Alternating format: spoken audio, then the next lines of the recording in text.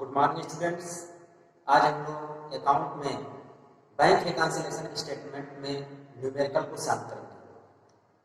तो आइए देखते हैं न्यूमेरिकल को कि जब कैशबुक का बैलेंस दिया हुआ हो तो ऐसी दशा में हम बैंक रिकॉन्सिलिएशन स्टेटमेंट किस प्रकार से बनाएंगे। तो इसमें क्वेश्चन दिया है कि नीचे दी हुई सूचनाओं से 31 मार्च 2016 को बैंक समाधान विवरण बनाइए। तो प्रिय छात्रों, जब बैंक समाधान विवरण बनाना है तो क्वेश्चन को सॉल्व करने से पहले हम सबसे पहले बैंक रिकॉन्सिलिएशन स्टेटमेंट का फॉर्मेट बनाएंगे। इसलिए फॉर्मेट बना लें कि उसमें 3 कॉलम होंगे। इसमें पहला पार्टिकुलर्स, दूसरा डिटेल्स और तीसरा अमाउंट का। ऊपर हम दिखाएंगे बैंक रिकॉन्सिलिएशन स्टेटमेंट, फिर नीचे डेट को दिखाएंगे कि जिस विशेष निश्चित तिथि पर वो बनाया जाए। तो एज एट 31 मार्च 2016 को बनाया जा रहा है, इसमें 31 मार्च 2016 एज एट 31 मार्च 2016। अब इसके बाद पर्टिकुलर्स वाले कॉलम में हम सबसे पहले जिसका भी बैलेंस दिया होगा उस बैलेंस को हम दिखाएंगे। तो रोकड़ बही के अनुसार बैंक से दिया हुआ है 5,750 रुपये का, इसलिए दिखाएंगे balance as per cashbook. Cashbook का डेबिट बैलेंस होता है, बैलेंस है 5,750, अमाउंट वाले कॉलम में 5,750। अब इसके बाद यहाँ पे ऐड और लेस, ये दो शीर्षक होंगे। अब जिस भी मद को ऐड किया जाएगा तो ऐड में डिस्क्रिप्शन के साथ, और जो भी मदे लेस होंगे उनको लेस वाले में डिस्क्रिप्शन के साथ। तो इसमें दिया है कि 25 मार्च को 480 रुपये का चेक बैंक में जमा किया गया, जिसका संग्रह 2 अप्रैल को हुआ। प्रिय छात्रों, 480 रुपये का चेक 25 मार्च को जमा किया गया बैंक में, लेकिन बैंक ने अभी उस चेक का कलेक्शन 2 अप्रैल को किया है। तो ऐसी दशा में हम क्या करेंगे, लेस करेंगे या ऐड करेंगे। तो इसके लिए हम यहाँ पे देख लें, माना कि कैशबुक और पासबुक दोनों का बैलेंस बराबर है, यानी 5,000 रुपया कैशबुक में भी है और 5,000 रुपया पासबुक में भी है। जब 480 रुपये का चेक बैंक में जमा करने के लिए भेजा गया, तो जैसे ही भेजा गया होगा, कस्टमर ने अपने यानी व्यवसायी ने अपने कैशबुक में 480 रुपया ऐड कर देगा, यह मानते हुए कि अब जब 480 रुपये का चेक जमा होगा तो हमारे खाते का बैलेंस बढ़ जाएगा। इसलिए कैशबुक में 480 रुपया को ऐड कर देगा, जिससे कैशबुक का बैलेंस 5,480 रुपये शो करेगा। लेकिन जिस चेक को बैंक में जमा होने के लिए भेजा गया है, बैंक ने उस चेक का कलेक्शन 2 अप्रैल को किया है, यानी 2 अप्रैल को जब किया है तो आपके खाते में 2 अप्रैल को बैलेंस बढ़ाएगा। जबकि हम बैंक रिकॉन्सिलिएशन स्टेटमेंट 31 मार्च 2016 को बना रहे हैं, इसका मतलब 31 मार्च तक तो बैंक ने अभी तक उस चेक का पैसा आपके खाते में जमा नहीं किया है। जब 31 मार्च तक जमा नहीं किया है तो 31 मार्च तक आपके खाते का बैलेंस नहीं बढ़ाएगा, यानी 2 अप्रैल को जमा कर रहा है, 2 अप्रैल को खाते का बैलेंस बढ़ेगा। जबकि हम 31 मार्च को ही मिलान कर रहे हैं, तो 31 मार्च तक बैंक ने नहीं उस चेक का पैसा आपके खाते में जमा किया है और नहीं बढ़ाया है। इसलिए पासबुक का बैलेंस जितना पहले था उतना अब भी शो करेगा। अब यहाँ पर देखिए कि कैशबुक में बैलेंस अधिक शो कर रहा है, जबकि पासबुक में बैलेंस कम शो कर रहा है। हमको अपने कैशबुक के बैलेंस को पासबुक के बैलेंस के बराबर करना है, यानी कैशबुक को किससे मिलान करना है, पासबुक से मिलान करना है। तो ऐसी दशा में जब कैशबुक का बैलेंस अधिक है, पासबुक का बैलेंस कम है, और हमको अपने कैश बुक को पासबुक के बराबर करना है, तो क्या करें कि हमारे कैश बुक का भी बैलेंस पासबुक के बैलेंस के बराबर हो जाए। तो प्रिय छात्रों, कैश बुक में बैलेंस अधिक है, पासबुक में कम है, तो कैश बुक को पासबुक के बराबर करने के लिए हम क्या करेंगे कि कैश बुक से लेस करेंगे, क्योंकि कैश बुक में बैलेंस अधिक है। यदि हम भी अपने कैश बुक से 480 रुपया लेस कर दें तो हमारे कैश बुक का भी बैलेंस पासबुक के बैलेंस के बराबर हो जाएगा। इसलिए लेस हो रहा है, तो लेस में हम दिखाएंगे कि चेक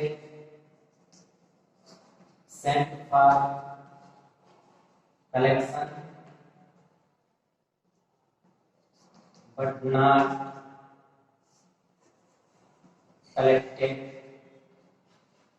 till 31st March।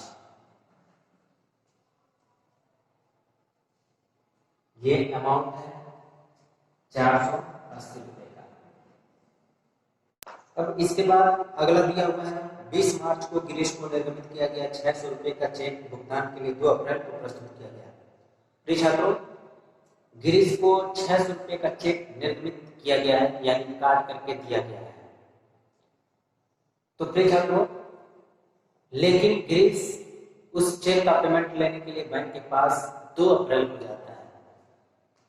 अब इसको हम क्या करेंगे, ऐड करेंगे या लेस करेंगे? तो इसको भी हम यहां से देख लें कि माना कि कैश बुक और पासबुक दोनों का बैलेंस सेम है, यानी 3000 रुपये इसमें भी है, 3000 रुपये इसमें भी है।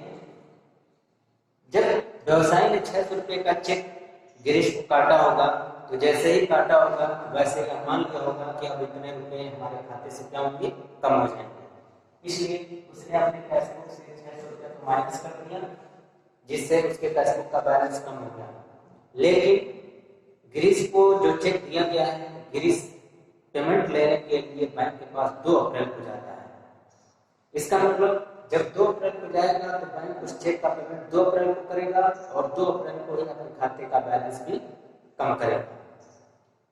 इट मीन्स कि जब गिरीश 31 मार्च तक उस चेक का पेमेंट लेने के लिए बैंक के पास नहीं गया है, तो बैंक ने न ही उस चेक का पेमेंट 31 मार्च तक किया है।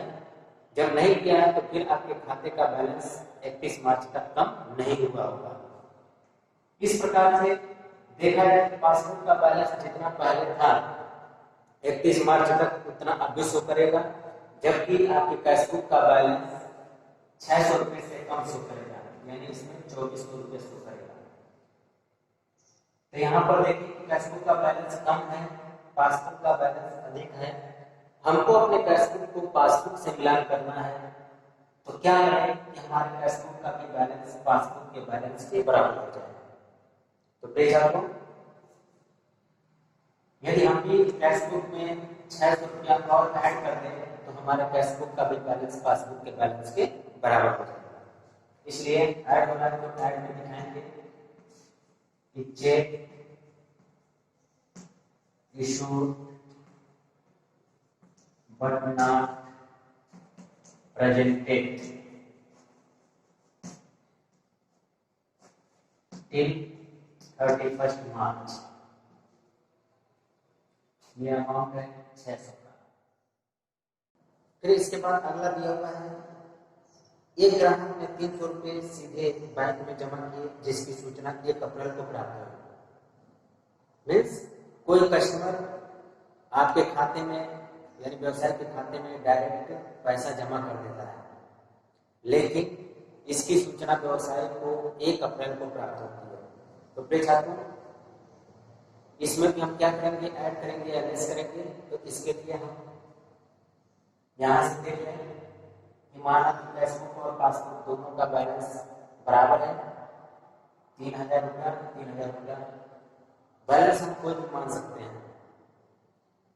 तो जब कस्टमर ने डायरेक्ट अपने खाते में 300 रुपया जमा किया है, तो इस प्रकार से पासबुक में बैलेंस 300 रुपये से बढ़ गया होगा, लेकिन इसकी जानकारी व्यवसायी को 1 अप्रैल को प्राप्त हुई है।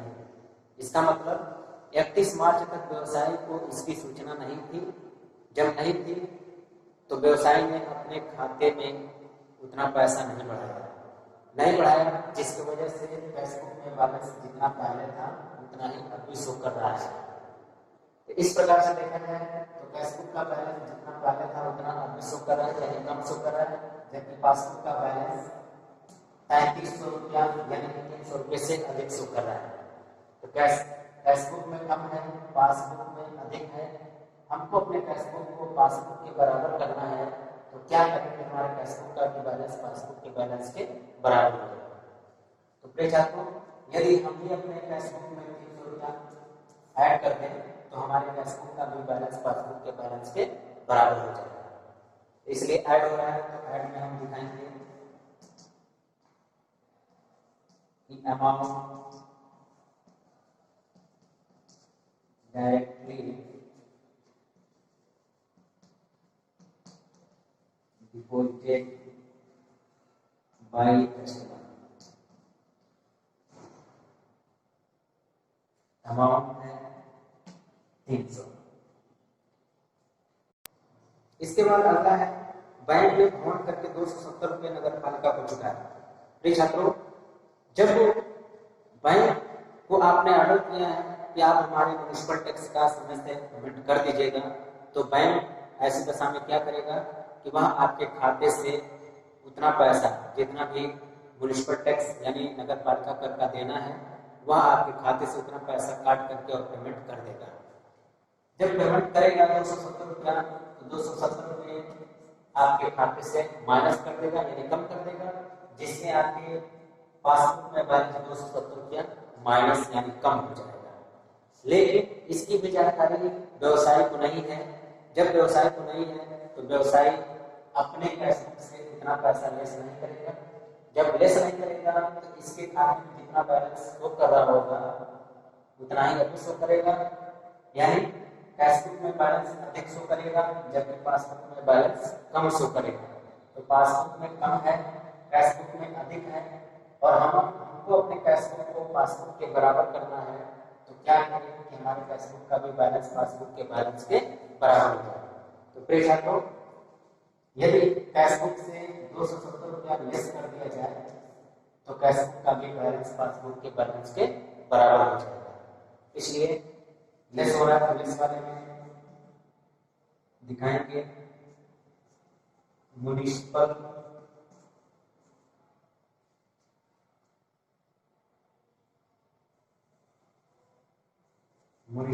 Tax paid by bank. Municipal tax paid by bank amount है 270 रुपया।